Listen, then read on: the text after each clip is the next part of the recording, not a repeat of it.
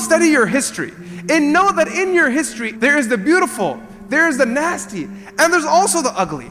You know, when we talk about Islamic history, many of us have this beautiful image in our mind that everything's picture perfect. These are words that were used to describe the Sahaba, but unfortunately, these descriptions in the minds of the unlearned Muslim have been extended to the entire Islamic history. The Khilafah was perfect, the Muslim Empire was perfect, and everything was just great, and there was no ills that occurred in our history. Well, that isn't true. You will find in Islamic history there were things that occurred that were absolutely despicable. And there were things that occurred that were disgusting, that were heartbreaking. But you have to remember, it wasn't the fault of Islam that caused these things, it was the wrong interpretation or wrong practice of Muslims, their deviation that took the community and the nation to that point. Prophet ﷺ said that this knowledge of the deen will be carried from every generation by people who are just and upright. Allah subhanahu wa ta'ala will always select a group of people to learn the deen and to be educated regarding the deen. One group of people will always exist. The Prophet ﷺ said, these people will deal with three unique categories of people who will try to break Islam. And if you study Islamic history, you will find that these three categories of people always existed. And what are these three categories of people? The ghalin, the mubtalin, and the jahilin. The first are those who are extremists, who know the religion, but they're just so hardcore that they're just decontextualizing the religion and delivering their own form of whatever they view religion to be.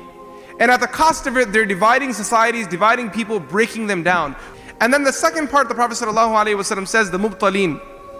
Those who have nothing to do with religion, the phobes, but they just want to really cause harm to the Muslims. They want to do whatever they can to break it internally, externally, from the foundation, from the top, from the side. Wherever they can chip away with their hammer, they want to break it away. And the third group of people, the Prophet ﷺ said, are ignorant people. People who don't know. They just don't know any better. They don't know what to do in times that are challenging, times that they're stuck in. And because of this, they cause harm. So the Prophet ﷺ says there needs to be an ummah that is learned. There needs to be an ummah that is educated, who is studying their religion and studying its history and reflecting over what happened in the past and seeing that where there was a low in Islamic history, right after that there came a high. The Mongols ransacked Baghdad. Baghdad was a center of Muslims. It was a city that was built by Muslims. It was a city where the Khalifa established himself and had, Baghdad. Baghdad actually comes from two Persian words, Baghdad. Bagh means gardens, because there were so many gardens, it was such a beautiful city. And the Mongols, when they raided this city, they destroyed it in a way where the city would never return back to what it originally was. Millions, hundreds of thousands of Muslims were butchered and killed.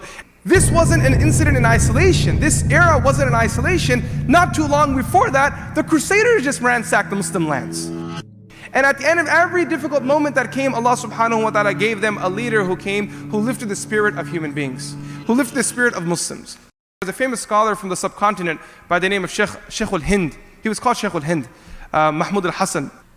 He was a part of a group of scholars who fought against the British while they were colonizing India. As a part of it, he was arrested and he was sent to Malta, which was the prison where they kept rebels and people who stood against the British armies. He was imprisoned there for a long time. And when he was released from the prison, he gave a historical speech. And in his historical speech, he said to the people that I sat there for nights and months and years, for such a long period. And I asked myself one question.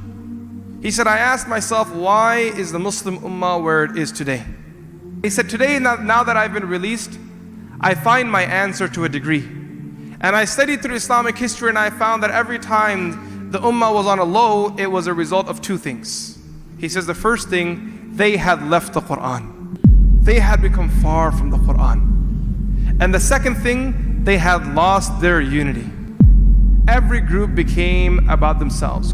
And when that happens, you don't care for other people. Oppression becomes common. People can come and say whatever they want and no one's going to stand up until you stand together as an ummah. The Prophet ﷺ taught us this lesson of unity.